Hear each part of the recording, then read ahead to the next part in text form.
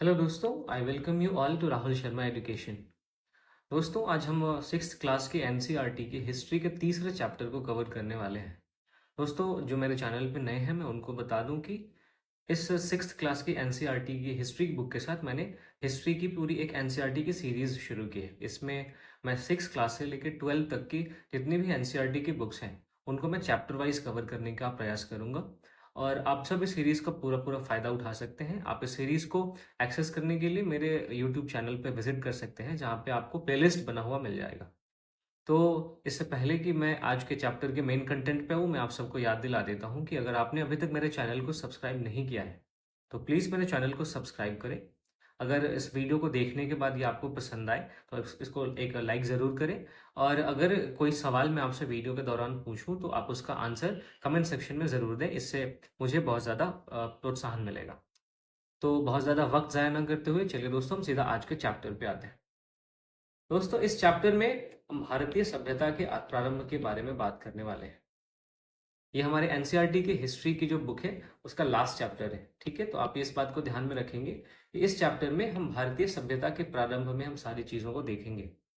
अब भारतीय सभ्यता के बारे में बीबी लाल, जो कि पुरातत्व विभाग जो भारत का है, उसके फॉर्मर डायरेक्टर रह चुके हैं। और ये इन्होंने बहुत सारी किताबें भी लिखी है, जो कि हिस्टोरिसिटी पे बात करती है, किसी भी घटना की ऐतिहासिकता पे। फॉर एग्जांपल आप देखें कि इन्होंने रामा हिज हिस्टोरिसिटी करके एक किताब लिखी है। फिर इन्होंने इंडियन सिविलाइजेशन का रूट कितना डीप है, उस पे एक किताब लिखी है। फिर इन्होंने भारत आर्यों के घर के रूप में किस तरीके से है, इसके बारे में उन्होंने किताब लिखी है। तो ये एक बहुत ही प्रोमिनेंट पर्सनालिटी हमारे देश के रहे हैं। तो इन्होंने भारत की सभ्यता के बारे में कहा कि भारत की सबसे प्राचीन सभ्यता, जो हड़प्पा सिंधु अथवा सिंधु सरस्वती सभ्यता के नाम से जानी जाती है, वो कई मायनों में अनूठी सभ्यता थी। अनूठी का मतलब यूनिक होता है। जहाँ एक सम्यक रूप से संतुलित समुदाय रहता है, जहाँ धनवान और निर्धन के बीच बहुत अंतर नहीं है। और संक्षेप में हम कहें तो हड़प्पा के सामाजिक परिदृश्य में शोषण नहीं, बल्कि आपसी सामंजस्य दिखता है। अब ये कथन, आप इस बात को आप अच्छी तरह से तब समझेंगे जब मैं हड़प्पा सभ्यता के समाज के बारे में आपसे बात करूंगा। हड़प्पा सभ्यता की अर्थव्यवस्था के बारे में आपसे बात करूंगा। हड़प्पा सभ्यता की कला और संस्कृति के बारे में आपसे बात करूंगा कि कैसे ये सामाजिक, सांस्कृतिक, आर्थिक, कलात्मक, ये सारी संस्कृतियां ने हड़प्पा सभ्यता को एक अनूठी सभ्यता के रूप में तब्दील कर दिया। तो इस चैप्टर के माध्यम से हम तीन महत्वपूर्ण प्रश्नों का जवाब ढूंढने का प्रयास करेंगे। सबसे पहला कि सभ्यता क्या है। दूसरा, भारतीय उपमहाद्वीप की आरंभिक सभ्यता कौन सी थी। और फिर उसकी उपलब्धियां क्या क्या थी। तो इन तीन सवालों का हम जवाब ढूंढेंगे। अब ये पिक्चर आप देख सकते हैं दोस्तों, ये धौलावीरा किला क्षेत्र का उत्तरी प्रवेश द्वार है। धौलावीरा एक हड़प्पाई स्थल है, जो कि गुजरात के आसपास है, गुजरात में पाया जाता है। ठीक है, आप इस बात को ध्यान में रखेंगे। तो सबसे पहले हम देखते हैं कि सभ्यता क्या है। देखिए, अध्याय 4 जब हमने पढ़ा था, यानी कि हिस्ट्री का जो पहला चैप्टर हमने पढ़ा था, उसमें हमने देखा था कि कैसे मनुष्य का एक समूह पहले एक स्थान पर रहने लगा, फिर उसके बाद कृषि करने लगा, और फिर उसने कुछ तकनीकों का विकास किया। फॉर एग्जाम्पल आप देखेंगे कि उन्होंने भवन निर्माण करना सीखा। जहाँ वो पहले जंगलों में रहते थे, वहीं उन्होंने बाद में जाके एक घर बनाना सीख लिया और फिर उस घर में रहने लगे। फिर उन्होंने धातु विज्ञान सीख लिया, यानी अयस्कों से धातु का निष्कर्षण करके उन धातुओं का उपकरणों के रूप में वो प्रयोग करने लगे। फिर उन्होंने यातायात साधन का विकास किया, और इस प्रकार से वो मनुष्य का पहला समूह, जो पहले एक शिकारी और खाद्य संग्राहक था, वो सभ्यता की ओर उन्मुख हुआ। तो दोस्तों, यहाँ पे हमने देखा कि मनुष्य सभ्यता के रूप, जो मनुष्य थे वो सभ्यता की ओर उन्मुख हुए। तो सवाल ये उठता है कि आखिर सभ्यता है क्या। देखिए, सामान्यतः जो सभ्यता शब्द है, इसका उपयोग मानव समाज के उन्नत चरण के लिए किया जाता है। उन्नत चरण मतलब कि बहुत ही ज्यादा डेवलप्ड स्टेज।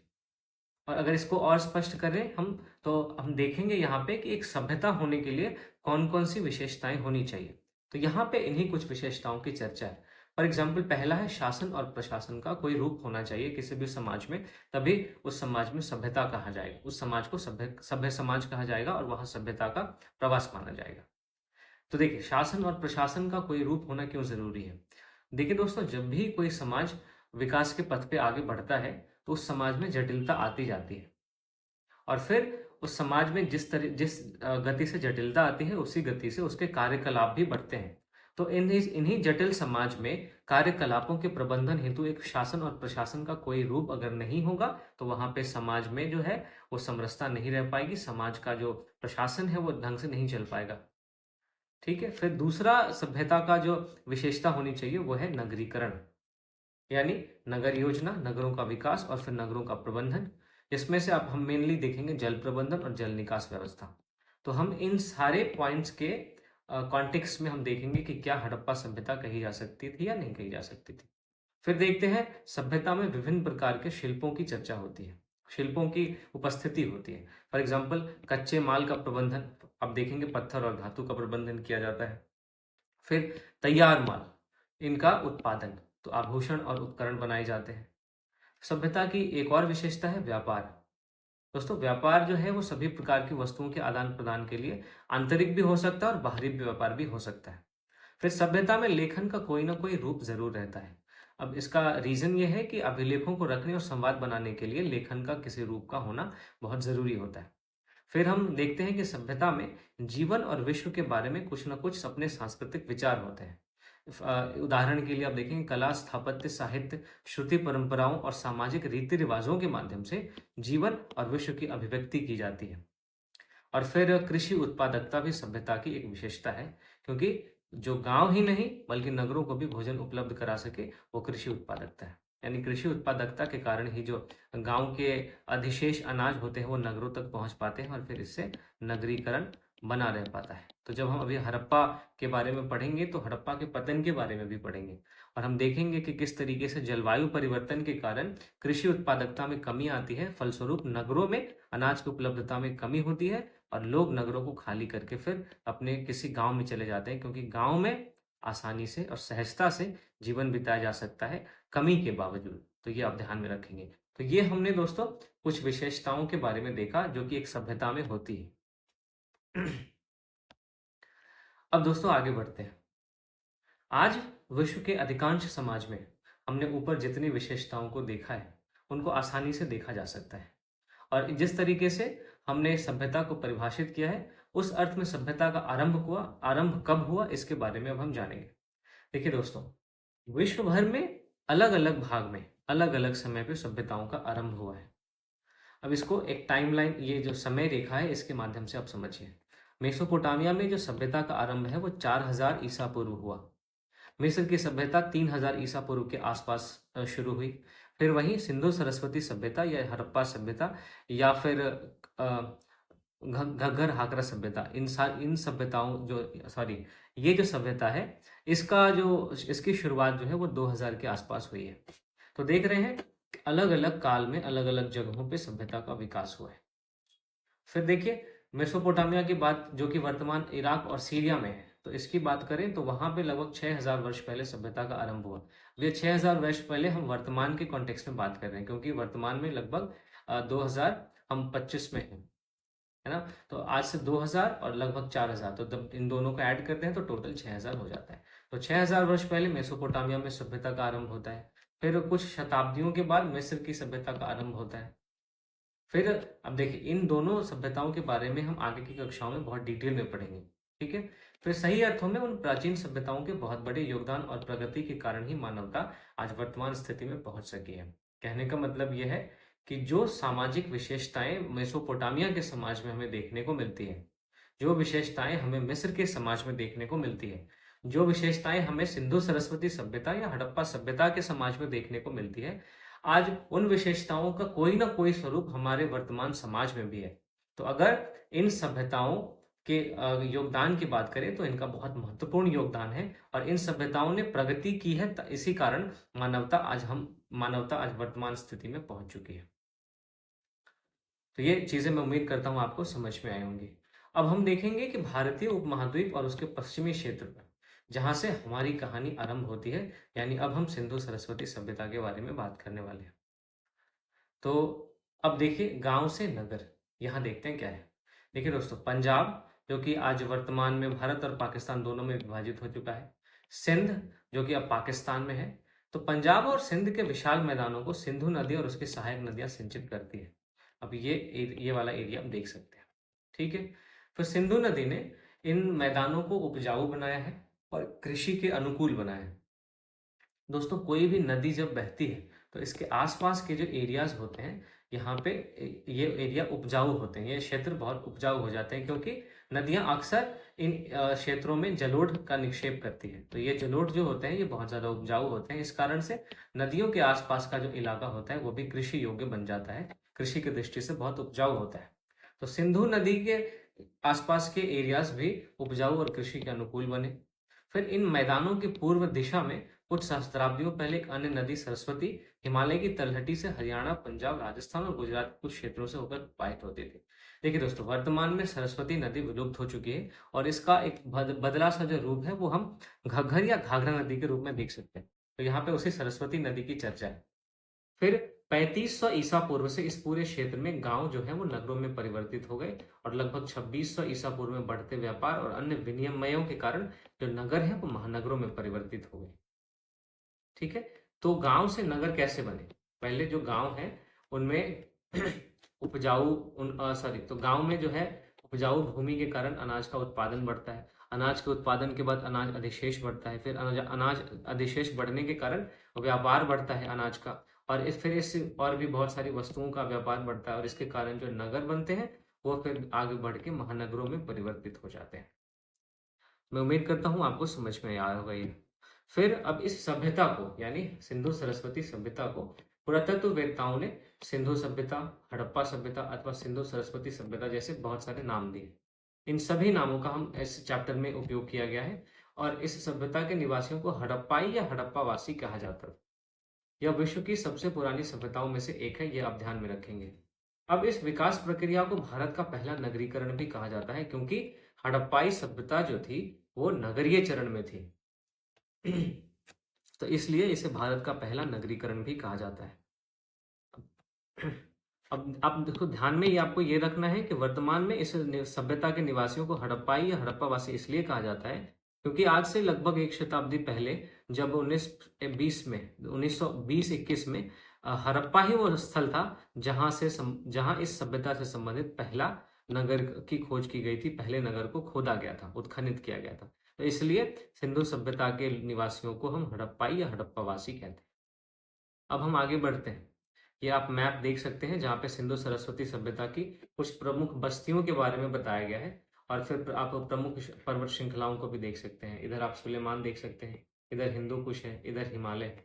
फिर जो सरस्वती सभ्यता है उसके प्रमुख स्थल आप देखेंगे, मूसा किले इधर, यहाँ पे डाबरकोट है, यहाँ लखनजोदड़ो है, यहाँ मोहनजोदड़ो है। फिर ये बालाकोट है, चनहुदड़ो आप यहाँ पे देख सकते हैं। आप गुजरात में धौलावीरा देख सकते हैं, है ना, खिरसारा देख सकते हैं। हरियाणा में आप बनावली देख सकते हैं, चिनाब नदी, ये आप जम्मू कश्मीर में मांडा देख सकते हैं। तो ये सारे स्थल आप देख सकते हैं जो सरस्वती सभ्यता की कुछ प्रमुख बस्तियां थी। अब यहाँ पे हड़प्पाई नगर है और आधुनिक राज्य प्रदेश जो ऊपर में दिए गए हैं उन्हीं के आधार पे आपको मिलाना है।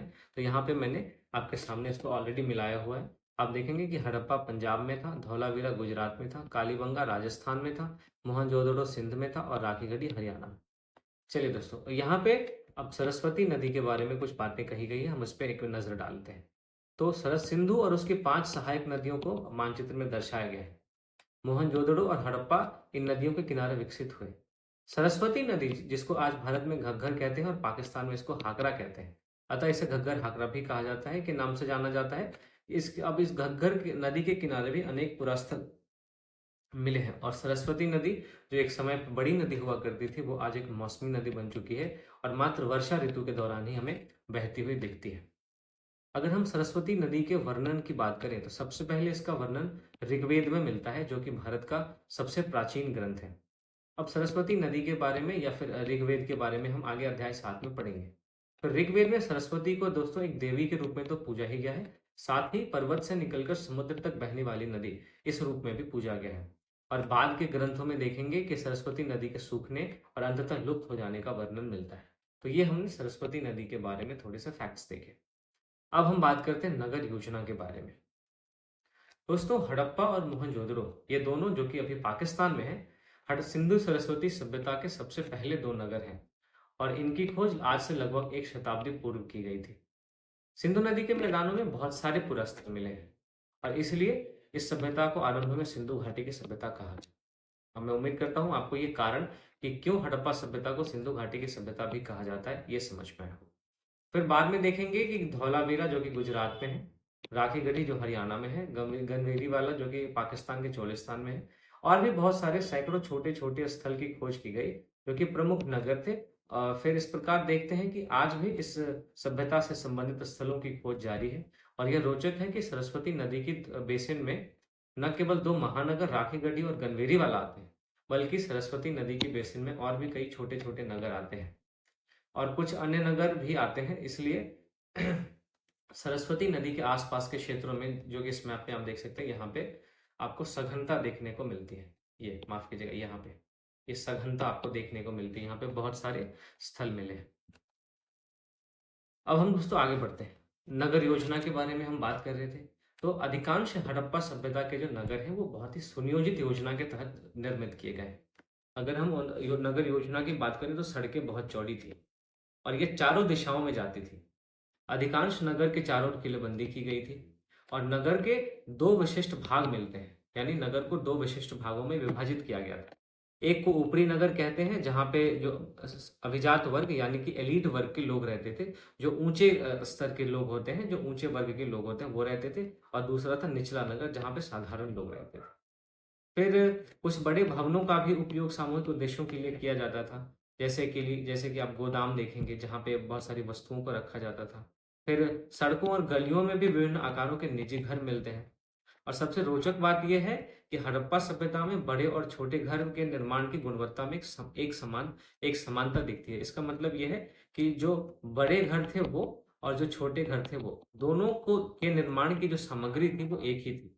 अगर बड़े घर ईंटों से बने थे तो छोटे घर भी ईंटों से ही बने थे। तो यहाँ पे ये बताने का मैंने प्रयास किया है। और फिर हम यहाँ पे सामान्यतः उन भवनों के निर्माण में ईंटों का प्रयोग किया गया है। तो ये हमने अभी देखा। फिर कुछ संरचनाओं के निर्माण का उद्देश्य आज भी चर्चा का विषय हो सकता है। मतलब कि हड़प्पा सभ्यता में जिन संरचनाओं का निर्माण किया गया था, उसका क्या उद्देश्य था, इस पे आज भी वाद विवाद होते रहते हैं। विद्वानों का एक वर्ग कुछ और कहता है, विद्वानों का दूसरा वर्ग उसको अपोज करता है, उसके बारे में कुछ और कहता है। उदाहरण के लिए आप मोहनजोदड़ो का जो प्रसिद्ध महास्नानागार है, उसके बारे में अगर हम बात करें, तो ये एक छोटा और विस्तृत स्नानागार है जिसका आकार 12 मल्टीप्लाइड बस, यानी 12 मीटर चौड़ा, 12 मीटर लंबा और 7 मीटर चौड़ा। ठीक है, ये अब इसके ऊपर जमाई गई ईंटों पर जल रोधक सामग्री की परत चढ़ाई गई है। स्नानागार के आप चारों तरफ देखेंगे तो छोटे छोटे कमरे भी मिलते हैं और उनमें से एक कमरे के अंदर तो कुआं भी मिला है। फिर समय समय पर स्नानागार के पानी को खाली करने के लिए कोने में एक नाली भी मिली है, ताकि स्नानागार के पानी को खाली किया जा सके और दोबारा इसमें पानी डाला जा सके। और इससे पता चलता है कि स्नानागार को स्वच्छ पानी से समय समय पर भरा जाता था। तो देख रहे हैं यहाँ पे कितना हाइजीन का ख्याल रखा जा रहा है, कितनी स्वच्छता का ध्यान रखा जा रहा है। ये आप देख सकते हैं। ये कालीबंगा के एक चौड़ी सड़क है। फिर उसके बाद आप धौलावीरा के आवासीय क्षेत्र में लंबवत गलियां, ये धौलावीरा की गलियां हैं, देख रहे हैं एक दूसरे को समकोण पर काटती हुई। ये चौड़ी सड़क है कालीबंगा की, ये आप देख सकते हैं। और ये है मोहनजोदड़ो का महान स्नानागार, जिसके बारे में अभी हम बात कर रहे थे। तो देख सकते हैं आप कैसे इसमें उतरने के लिए यहाँ पे सीढ़ियां बनाई हुई है ना। चलिए, तो अभी मैं आपसे बात कर रहा था कि हड़प्पा सभ्यता में जो भी संरचनाएं मिली हैं, उनके निर्माण का क्या उद्देश्य रहा था, ये आज भी चर्चा का विषय है। तो वैसे ही महान स्नानागार पे बहुत ज़्यादा चर्चाएं हुई हैं कि इसके निर्माण का उद्देश्य क्या रहा होगा। तो जो भी पुरातत्ववेत्ता है, उन्होंने अनेक संभावनाएं इसके बारे में बताई हैं, उनकी इसकी अनेक व्याख्याएं प्रस्तुत की हैं। जैसे कि उन्होंने कहा कि सार्वजनिक स्नान के लिए स्नानागार होता था, फिर केवल राजसी परिवार के लिए स्नानागार होता था, धार्मिक कार्यों के लिए प्रयोग होने वाला स्नान होता था। तो ये 3-4 कारण उन्होंने बताए हैं, 3-4 उद्देश्य बताए हैं स्नानागार के निर्माण के। अब हालांकि पहली जो व्याख्या है कि सार्वजनिक स्नान के लिए स्नानागार होता था, यह स्वीकार्य नहीं है, क्योंकि यह पाया गया है कि नगर के अधिकांश घरों में स्नानागार बने हुए थे। तो जब नगर के अधिकांश घरों में स्नानागार बने हुए हैं, तो वो इस महान स्नानागार में क्यों जाएंगे, सवाल ये उठता है। तो इसलिए जो सार्वजनिक स्नान के लिए स्नानागार की जो बात है, इसको अब स्वीकार नहीं किया जाता। अब हम बात करते हैं हड़प्पा सभ्यता में जल प्रबंधन के बारे में। देखिए, हड़प्पा वासी जल प्रबंधन और स्वच्छता को बहुत ज्यादा महत्व देते थे। मैंने आपको बताया अभी कि जो महान स्नानागार था, इस महान स्नानागार में एक नाली बनी होती थी और इस नाली के माध्यम से महान स्नानागार के पानी को समय समय पर खाली किया जाता था। तो इससे पता चलता है कि वो कितने स्वच्छता पसंद लोग थे। फिर उनके घरों में अलग स्नान के लिए अलग स्नानागार हुआ करता था और ये जो स्नानागार थे वो नगर के जल निकास प्रणाली से जुड़े हुए थे। और ये जो जल निकास प्रणाली थी वो सामान्यतः सड़कों के नीचे होती थी, जिसमें अपशिष्ट जल बहता था। ये आप ध्यान में रखेंगे, ठीक है। अब मोहनजोदड़ो में लोग ईंटों से बनाए कुओं से पानी निकाला करते थे। हम अभी दोस्तों किसकी बात कर रहे हैं? हम अभी जल प्रबंधन की बात कर रहे हैं। तो हमने हड़प्पा में देखा कि कैसे घरों से जो जल निकासी था वो सड़क प्रणाली से जुड़ा हुआ था। कैसे सड़कों के नीचे जो नालियां बनी हुई थी उसमें घरों के स्नानागार से निकलने वाला पानी बहता था। फिर हम देखते हैं मोहनजोदड़ो में लोग ईंटों से बनाए कुओं से पानी निकाला करते थे। लेकिन कुछ अन्य क्षेत्रों में तालाब, पास के झरनों या मानव निर्मित जलाशयों से भी पानी लेते होंगे, ऐसा अंदाजा लगाया जाता है। आप धौलावीरा में 73 मीटर लंबा जलाशय पाएंगे। धौलावीरा मैंने आपको बताया कि ये गुजरात में, तो ये आप ध्यान में रखेंगे। फिर देखिए, धौलावीरा में पत्थरों और यहाँ तक कि चट्टान को काटकर कम से कम 6 विशाल जलाशयों का निर्माण किया गया था। और इनमें से अधिकांश जलाशय जो थे वो कुशल जल संचयन और वितरण के लिए भूमिगत नालियों से जोड़ा गया था। इनमें से ये देख सकते हैं, अब इनको अलग अलग नालियों के माध्यम से जोड़ा गया था ताकि एक जगह से दूसरी जगह पे इन जलों को पहुंचाया जा सके। ये पिक्चर आप देख सकते हैं, 33 मीटर लंबा ये विशाल जलाशय है। इनको कि चट्टान को काट कर बनाया गया। अब देख रहे हैं कि कितनी अद्भुत संरचना है ये। अब आइए हम विचार करते हैं कि जलाशयों के इस प्रकार के निर्माण के लिए एक आवश्यक श्रमिकों की बड़ी संख्या के बारे में हमको सोचने को कहा जा रहा है। फिर हमें यह कहा जा रहा है कि इतने उनके कार्य को सुनियोजित करने के लिए निश्चित निर्देश किसने दिए होंगे। हमें ये सोचने को कहा जा रहा है कि उनकी मजदूरी के लिए भुगतान कैसे किया गया होगा, क्योंकि उस समय तो आज की तरह मुद्रा का प्रचलन नहीं था। अब फिर चूंकि समय समय पर जलाशयों की सफाई करना आवश्यक था, इसलिए क्या उनके रख रखाव के लिए कोई स्थानीय प्राधिकारी होते थे? इस नगर के शासक और नगर प्रशासन के बारे में इससे हमें क्या संकेत मिलते हैं? तो दरअसल यहाँ पे हमें इस बात के लिए सोचने पे मजबूर किया जा रहा है कि इतने बड़े बड़े जब जलाशय का निर्माण हुआ तो उनके लिए बड़ी संख्या में श्रमिकों को नियोजित किया गया होगा। तो इन श्रमिकों को मैनेज कौन करता था, है ना? इन श्रमिकों को भुगतान कैसे किया जाता था? और जब समय समय पर जलाशयों की सफाई भी आवश्यक थी, तो जलाशयों की रख रखाव के लिए कौन से स्थानीय प्राधिकारी जिम्मेदार होते थे? तो यहाँ पे हमें ये सोचने को कहा गया है। फिर अब देखते हैं हड़प्पा वासी खाते क्या थे। देखिए, हड़प्पा वासियों ने अपनी अनेक बस्तियां जो है वो छोटी और बड़ी नदियों के किनारे बसाई थी। अब सिर्फ जल स्रोतों तक पहुंचने के लिए इन्होंने नदियों का इस्तेमाल नहीं किया था, बल्कि कृषि की दृष्टि से भी यह एक औचित्यपूर्ण विकल्प रहा होगा, क्योंकि नदियां जो है, मैंने आपको पहले भी बताया कि अपने आसपास की भूमि को उपजाऊ बनाती है, क्योंकि ये जिस रास्ते से होकर नदी बहती है वो अपने चारों तरफ जलोढ़ का निक्षेप करती है। यहाँ पे जलोढ़ का निक्षेप करती है, तो ये आप ध्यान में रखेंगे। पुरातात्विक खोजों की बात करें तो वो ये दर्शाती है कि हड़प्पावासी दलहन और अनेक किस्म की सब्जियों के अतिरिक्त जौ, गेहूं, कुछ मोटे अनाज, बाजरा और कभी-कभी धान जैसे अनाज की खेती करते थे। अब दोस्तों मैं आपको बता दूं कि कौन से अनाज हैं, इनके नाम आपको याद होने चाहिए, क्योंकि इससे सीधा सीधा सवाल पूछा जाता है। यूरेशिया में कपास उगाने में भी हड़प्पावासी सबसे पहले थे और इस कपास का उपयोग वो कपड़ा बुनने में करते थे। फिर उन्होंने खेती के लिए बहुत सारे उपकरण अपनाए, जिसमें कि आपको हल मिल सकता है। और उन्होंने तो कुछ ऐसे उपकरण भी अपनाए जिसमें से जिसका उपयोग आधुनिक समय में भी किसानों द्वारा किया जाता है। अब ये आप एक हल का प्रतिरूप देख सकते हैं जो कि मिट्टी का है। तो अभी वर्तमान समय में जो आप फावड़ा देखते हैं वो उसका शेप भी कुछ इसी तरह का होता है। फिर यह गहन कृषि जो कि हड़प्पा में की जाती थी, उनकी गतिविधि सैकड़ों छोटे छोटे ग्रामीण स्थलों और गांवों द्वारा संचालित की जाती थी। अब अभी की तरह तब भी ग्रामीण क्षेत्रों से पर्याप्त कृषि उपज प्रतिदिन उपलब्ध होने पर ही नगर जीवित रह सकते थे। यानी नगरों की खाद्य जरूरतों को पूरा करने का काम नगरों की खाद्य जरूरतों को पूरा करने का काम गांव के किसान करते हैं। और ये वर्तमान समय में भी हो रहा है और प्राचीन समय में भी हो रहा था जब हड़प्पा सभ्यता अस्तित्व में थे। तो इसलिए तो जब हम अभी पतन पढ़ेंगे तो हम देखेंगे कि कैसे जलवायु में परिवर्तन के कारण कृषि उत्पादकता में कमी आती है। इस कृषि उत्पादकता में कमी आने के कारण गांव के किसान अब अधिशेष उपज का उत्पादन नहीं कर पाते हैं। फलस्वरूप नगरों में जो खाद्य जरूरतें हैं उनकी पूरी नहीं हो पाती और नगरों से जनसंख्या का प्रवास होने लगता है और हम कहते हैं कि हड़प्पा सभ्यता का पतन हो गया या फिर हड़प्पा सभ्यता के नगरीय चरण का पतन हो गया। ठीक है, तो हम उस पर बात करेंगे। अभी हम पहले एक बार देख लेते हैं कि हड़प्पा जो वासी थे वो क्या खाते थे। तो देखिए, हड़प्पा वासियों ने मांस के सेवन के लिए अनेक पशुओं को पाला और मछलियों के लिए वे नदियों एवं समुद्रों पर निर्भर रहते थे। इससे पहले हमने देखा कि वो शाक सब्जियां खाते थे, अनाज खाते थे। अब यहाँ पे हमने देखा वो मांस भी खाते थे, मछली भी खाते थे। अब खुदाई में बड़ी संख्या में पाई गई पशुओं की हड्डियों और मत्स्य जीवाश्म से इस बात का पता चलता है कि वो मांस और मछली खाते थे। ठीक है, अब फिर हड़प्पा वासियों के खाना पकाने के पात्रों में क्या होता था। देखिए, मिट्टी के पात्रों की जब वैज्ञानिक जांच की गई तो इनमें से कुछ प्रश्नों के हमें उत्तर मिलते हैं, जिसमें प्रत्याशित दुग्ध उत्पाद और अप्रत्याशित जो है वो हल्दी, अदरक और केले, इनके अवशेष मिले हैं। ठीक है, तो स्पष्ट है कि उनके भोजन में बहुत विविधता थी। उनमें से कुछ माफ कीजिएगा, शाक सब्जियां खाते थे। इनमें से कुछ मांस खाते थे। इनमें से कुछ मछली खाते थे। इनमें से कुछ दूध भी खाते थे, है ना। इनमें से कुछ फल भी खाते थे। तो ये सारी चीजें वो खाते थे। तो इस प्रकार हड़प्पा वासियों के भोजन में बहुत विविधता थी।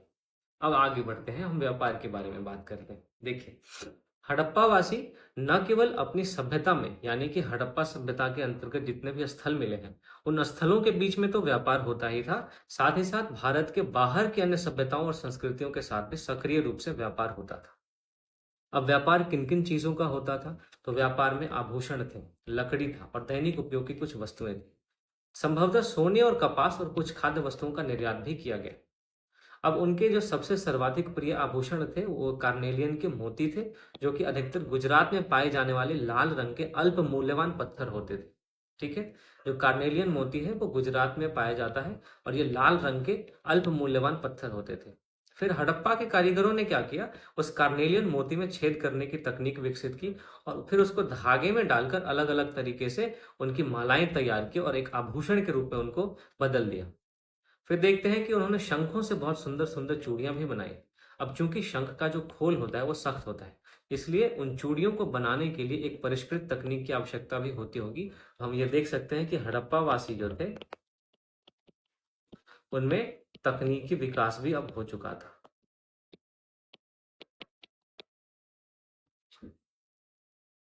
ठीक है, आगे बढ़ते हैं। अब ये बात स्पष्ट नहीं है कि हड़प्पा वासियों ने निर्यातित वस्तुओं के बदले में किस वस्तु का आयात किया। ठीक, संभवतः ये तांबा हो सकता है, क्योंकि यह धातु सामान्यतः उनके पास बहुतायत में उपलब्ध नहीं थी। तो हो सकता है कि वो तांबा का आयात आयात करते थे। ठीक है, ये आप बात ध्यान में रखेंगे। अब देखिए, पता लगा, यहाँ पे आइए पता लगाए में हम यहाँ पे ये बात की गई है कि हड़प्पा वासी मुलायम धातु तांबे की कलाकारी में कुशल थे। फिर तांबे में टिन मिलाने पर कांस्य धातु बन जाती है जो तांबे की तुलना में कठोर होती है। तो हड़प्पा वासियों ने उपकरण और बर्तन बनाने में कांस्य का उपयोग किया और बाद में इसकी कुछ छोटी छोटी प्रतिमाएं भी बनाई। अब यहाँ पे आप देख सकते हैं कि सूसा जो कि वर्तमान ईरान में है, तो वहां से खुदाई में प्राप्त कार्नेलियन मन के आपको दिखेगी। ये देखिए, फिर आपको हड़प्पा का हाथी दांत का कंघा मिलेगा जो कि ओमान के तट पे पाया गया है। ये देख रहे हैं, वर्तमान समय में कंघी में जिस तरीके से ये टीथ बनाए जाते हैं, इसी तरीके से यहाँ पे हाथी दांत का ये कंघा है। फिर देखिए, हम व्यापार की बात कर रहे हैं, तो उन्होंने इस तरह के व्यापार को, यानी जो हड़प्पा सभ्यता के अंदर के जो स्थल थे उनके बीच में होता था वो भी, और हड़प्पा सभ्यता और दूसरे बाहर की सभ्यताओं के साथ जो व्यापार होता था वो भी, उन सबको संचालित करने के लिए उन्होंने स्थल मार्ग और नदियों तथा अधिक दूरवर्ती गंतव्यों के लिए समुद्री रास्तों का भी प्रयोग किया। अब यह भारत की प्रथम गहन समुद्री गतिविधि थी, यानी इससे पहले भारत ने कभी भी समुद्री गतिविधि में इतनी रुचि नहीं दिखाई थी, कभी भी समुद्री गतिविधि में इतना आगे नहीं गया था। तो भारत की यह पहली गहन समुद्री गतिविधि थी। अब वास्तव में गुजरात और सिंध के तटवर्ती क्षेत्रों में कई हड़प्पाई बस्तियां स्थित हैं। गुजरात में एक लघु बस्ती है लोथल, जहां पे आश्चर्यजनक रूप से आप देखेंगे कि 217 मीटर लंबाई और 36 मीटर चौड़ाई का एक विशाल बेसिन पाया गया है। अगर इसकी लंबाई की तुलना करें आप, तो फुटबॉल के 2 मैदानों से भी थोड़ी सी ज्यादा है। अब इस बेसिन में बंदरगाह जैसी संरचना अवश्य रही होगी, जिसका इस्तेमाल नावों के माध्यम से वस्तुओं के आयात और निर्यात के लिए किया जाता होगा। तो यहाँ पे हमने देखा कि लोथल में एक बंदरगाह के साक्ष्य मिले हैं। इसकी तस्वीर मैं आपको आगे दिखाऊंगा। ये देखिए, मैं आपको जूम करके दिखाता हूँ। ये देखिए कितना बड़ा डॉकयार्ड है। तो अगर आपसे ये सवाल पूछा जाए कि हड़प्पा सभ्यता के किन स्थलों पे एक बंदरगाह यानी डॉकयार्ड की खोज की गई है, तो आप लोथल उसका जवाब देंगे। ठीक, आगे बढ़ते हैं दोस्तों। इस प्रकार के व्यापार में, जो कि व्यापार हड़प्पा सभ्यता में होता था, उसमें यह आवश्यक था कि व्यापारी अपने सामान को और एक दूसरे को पहचाने। ठीक है, तो अनेक वस्तुओं की खुदाई में मिली हजारों की संख्या में छोटी मोहरों का उपयोग यही रहा होगा कि इसका जो इस्तेमाल है वो एक दूसरे के सामान को पहचानने और एक दूसरे को पहचानने के लिए किया जाता हो रहा होगा। अब ये जो मोहरे हैं वो एक मुलायम पत्थर, जिसको स्टीएटाइट कहा जाता है, उसकी बनी होती थी। इन स्टीएटाइट को गर्म करके उसको कठोर बनाया जाता था और इसका माप केवल कुछ सेंटीमीटर है, ये आप ध्यान में रखेंगे। सामान्यतः इन मोहरों के ऊपर जानवरों के चित्र बनाए गए हैं, किंतु इन पर लेखन के भी कुछ संकेत मिलते हैं। अब आप इस तस्वीर से देख सकते हैं, ये जानवर का चित्र है और यहाँ पे कुछ लेखन भी किया गया है। तो हड़प्पाई लिपि को अभी तक चूंकि नहीं पढ़ा जा सका है, इसलिए इसका अर्थ अन्वेषण अभी तक नहीं हो पाया। फिर इस लेखन प्रणाली और पशुओं के चित्रों के प्रतीकों के अर्थ को समझना अभी बाकी है, और पर यह बात निश्चित है कि यह किसी भी प्रकार के व्यापार की गतिविधियों से जरूर संबंधित है, अवश्य संबंधित है। अब हम अगर प्राचीन जीवन के बारे में बात करें, तो इन्होंने अनेक वस्तुओं को इस्तेमाल किया। किन्होंने? हड़प्पा वासियों ने। उसी में आप दैनिक वस्तुओं की, उपभोग की वस्तुएं देखेंगे तो आपको ये कांस्य का दर्पण मिलेगा, ये आईना है। फिर ये एक पक्की मिट्टी का पात्र है, जिसको हम टेराकोटा कहते हैं। पक्की मिट्टी को टेराकोटा कहते हैं, आप ध्यान में रखेंगे। फिर ये भार तौलने के कुछ पत्थर हैं, एक कांस्य छेनी आप देख सकते हैं। अभी भी इसको बाट कहते हैं। तो अभी भी हमारे जो भी गांव में व्यापारी होते हैं, इस तरह के बाटों का इस्तेमाल करते हैं कि कहीं पे ईंट है, कहीं अब तो लोहे के खैर बाट आ गए हैं, जिनको कि मानकीकृत कर दिया गया। आप ये देख सकते हैं, चेस बोर्ड का के लिए खेल है। फिर आप ये शंख का देख सकते हैं। फिर सांस्कृतिक और प्रतीकात्मक वस्तुओं में आप ये देख सकते हैं, इसको पुरोहित राजा कहा जाता है इसको। फिर आप स्वास्तिक का ये चिन्ह देख सकते हैं। फिर शक्तिशाली पशुओं से घिरे ऊंचे स्थान पर बैठे त्रिमुखी देवता को दर्शाती हुई ये मोहर है, आप इसको देख सकते हैं। अब इसमें देखेंगे मोहनजोदड़ो से प्राप्त ये नर्तकी की मूर्ति है। फिर ये एक लघु कांस्य प्रतिमा है। फिर नमस्ते की मुद्रा में बैठी ये एक पक्की मिट्टी टेराकोटा की मूर्ति है। फिर आप ये देखेंगे प्यासे कौवे की कहानी को दर्शाता हुआ ये चित्र है, आप इसको देखेंगे, माफ कीजिएगा। तो ये सारी चीजें हमें हड़प्पा सभ्यता से देखने को मिलती है। तो अब आइए पता लगाएं में हम देखते हैं कि लोथल के पात्र पर दर्शाई गई कहानी को पूरा करना है आपको। इसमें जो भी किताब जिन्होंने लिखा है, उन्होंने स्टूडेंट से ये उम्मीद की है कि वो लोथल के पात्र पर जो कहानी दर्शाई गई उसको पूरा करेंगे। फिर नर्तकी की लघु प्रतिमा पर विचार करने को कहा गया है। जो प्रतिमा है उसकी भाव भंगिमाएं यानी उनके एक्सप्रेशंस को समझाने की कोशिश की गई है। अब हम बात करते हैं हड़प्पा सभ्यता के बारे में कि ये हड़प्पा सभ्यता का जो अंत हुआ, क्या वो अंत था या एक नई शुरुआत थी, हम इस बारे में बात करते हैं। देखिए 1900 ईसा पूर्व के आसपास इस सिंधु सभ्यता की सभी उपलब्धियों के बावजूद उनका पतन हो जाता है। जो भी इस सभ्यता के नगर थे वो एक के बाद एक खाली होते चले गए। अगर यहाँ कोई निवासी रहे भी तो उन्होंने क्या किया कि जो वातावरण में परिवर्तन हुआ था, उस परिवर्तित वातावरण में उन्होंने ग्रामीण जीवन शैली को अपना लिया। अब ऐसा प्रतीत होता है कि जो भी पूर्ववर्ती सरकार या प्रशासन थी वो अब विद्यमान नहीं रही और धीरे धीरे हड़प्पा वासी हजारों नहीं तो सैकड़ों की संख्या में छोटी छोटी बस्तियों के रूप में बिखर गए। अब देखिए सवाल ये उठता है दोस्तों कि हड़प्पा वासी गांव नगरों से गांव की तरफ क्यों गए।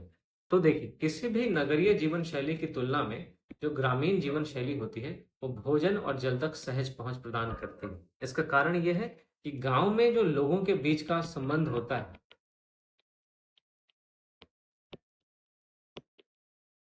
ये संबंध इतना कठोर नहीं होता जितना कि नगरों में होता है। नगरों में लोग अपनी जरूरतों के हिसाब से एक दूसरे से बंधे रहते हैं, लेकिन गांव में एक सामाजिकता की भावना होती है, एक बंधुत्व की भावना होती है। तो इस भावना के कारण गांव में भोजन और जल तक जो पहुंच है वो ज्यादा सहज होती है।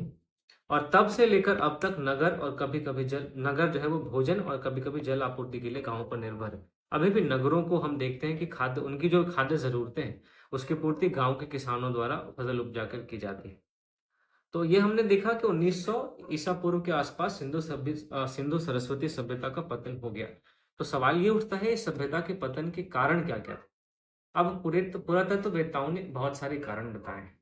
सबसे पहले उन्होंने सोचा कि हो सकता है कि कोई युद्ध या आक्रमण हुआ हो और इन नगरों का विध्वंस हो गया। लेकिन युद्ध या आक्रमण के कोई भी निशान हड़प्पा सभ्यता में नहीं मिलते हैं।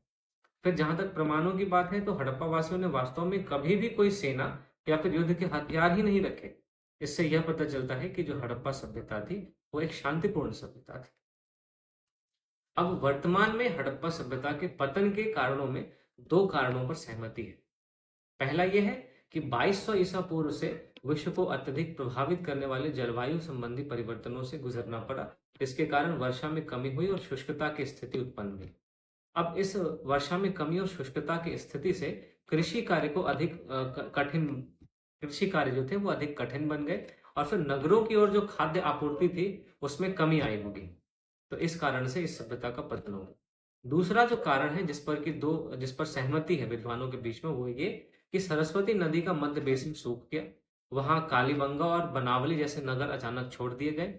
और इसमें देखिए, इन दो कारणों के अलावा भी अन्य कारण रहे होंगे, लेकिन ये दो कारण हमको क्या याद दिलाते हैं कि हम अपने कल्याण के लिए अपनी जलवायु और पर्यावरण पर कितने निर्भर हैं।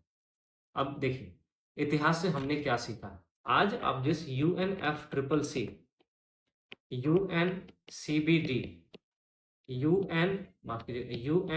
UNCCD, ये सारे जो आप ऑर्गेनाइजेशन देखते हैं, मैं इसके बारे में आपको बताता हूँ। ये है United Nation framework convention on climate change. यह है United Nation convention for biodiversity. यह है United Nation convention to combat desertification. देख रहे हैं, इन सारी पर्यावरणीय समस्याओं, इन सारी जलवायविक समस्याओं से निपटने के लिए आज वर्तमान में बहुत सारी वैश्विक पहलें चल रही है। तो हमने अपने इतिहास से यह सीख ली है कि हम अपने कल्याण के लिए अपने जलवायु और अपने पर्यावरण पर निर्भर हैं। अगर हमने अपने जलवायु और पर्यावरण की रक्षा नहीं की तो फिर हमारा अस्तित्व स्वयं ही समाप्त हो जाएगा, क्योंकि इतिहास में पहले भी ऐसा हुआ है और आगे भी ऐसा होने की पूरी संभावना है। तो यहाँ पे ये बात आपको समझने की जरूरत है। फिर हम देखते हैं कि यद्यपि हड़प्पा जो सभ्यता थी उसमें नगर तो लुप्त हो गए, लेकिन हड़प्पा सभ्यता की संस्कृति और प्रौद्योगिकी अधिकांशतः बची रही और यह भारतीय सभ्यता के अगले चरण में पहुंच गई, जिसके बारे में हम अगले अध्याय में पता करेंगे। तो आगे बढ़ने से पहले मैं आप सबको इस चैप्टर का क्रक्स बता देता हूँ। इस चैप्टर में हमने हड़प्पा या सिंधु सरस्वती सभ्यता के बारे में पढ़ा, जो कि विश्व की प्राचीनतम सभ्यताओं में से एक है। हमने देखा कि हड़प्पा वासियों ने किस प्रकार से सभ्यता की सारी विशेषताओं को अपने में समाहित किया हुआ था। इसमें कुशल जल प्रबंधन है, विविध शिल्प है, सक्रिय व्यापार था, सुनियोजित नगरों का निर्माण आदि था। फिर हमने देखा कि उपजाऊ कृषि से नगरों को विभिन्न प्रकार की फसलें प्राप्त हुई और इससे नगरीकरण जो है वो आगे की ओर अग्रसर हुआ। और जैसे ही जलवायु संबंधी और पर्यावरणीय परिवर्तनों के कारण कृषि उत्पादकता में कमी आती है, तो ये सभ्यता जो है वो अंततः खत्म हो जाती है और फिर ग्रामीण जीवन शैली की ओर लौट जाती है। तो ये इस चैप्टर में हमने दोस्तों डिस्कस किया है कि हड़प्पा सभ्यता कैसी सभ्यता थी, उसका टाइम पीरियड क्या था, हड़प्पा सभ्यता में जो सभ्यता की विशेषताएं होती है उनमें कौन कौन सी विशेषताएं थी, क्या नगरीकरण था, क्या उन्नत जल प्रबंधन थी, क्या उन्नत शिल्प था। तो इन सारी बातों पे हमने चर्चा की और लास्ट में हमने हड़प्पा सभ्यता के पतन के कारणों के बारे में देखा। और फिर हमने इस बात पर डिस्कस किया कि क्या हड़प्पा सभ्यता का अंत हुआ या फिर एक नए ग्रामीण सभ्यता की शुरुआत। तो इसके बारे में हमने देखा और मैं उम्मीद करता हूँ कि आपको इस चैप्टर से बहुत ज़्यादा फायदा हुआ होगा। और अगर आपको ये वीडियो बहुत पसंद आ रहा हो तो आप इसको ज़्यादा से ज़्यादा लोगों तक शेयर कर सकते हैं। और फिर मेरे प्लेलिस्ट में जाके दोस्तों आप लक्ष्मीकांत की पॉलिटी को भी पढ़ सकते हैं, आप करंट अफेयर्स को भी उसको भी एंजॉय कर सकते हैं अपने, क्योंकि यूपीएससी का अभी 2025 का प्रीलिम्स आ रहा है, तो उसके लिए इन्वायरमेंट का करंट अफेयर्स बहुत ही ज़्यादा इंपॉर्टेंट रोल प्ले करने वाला है। तो आप इन्वायरमेंट के करंट अफेयर्स को मेरे चैनल की प्लेलिस्ट में जाकर विजिट करके वहाँ पे पूरी तरह से उसका फायदा उठा सकते हैं। तो दोस्तों मिलता हूँ एक अगले वीडियो में आपसे, बहुत ही जल्दी मुलाकात होगी। Thank you for watching.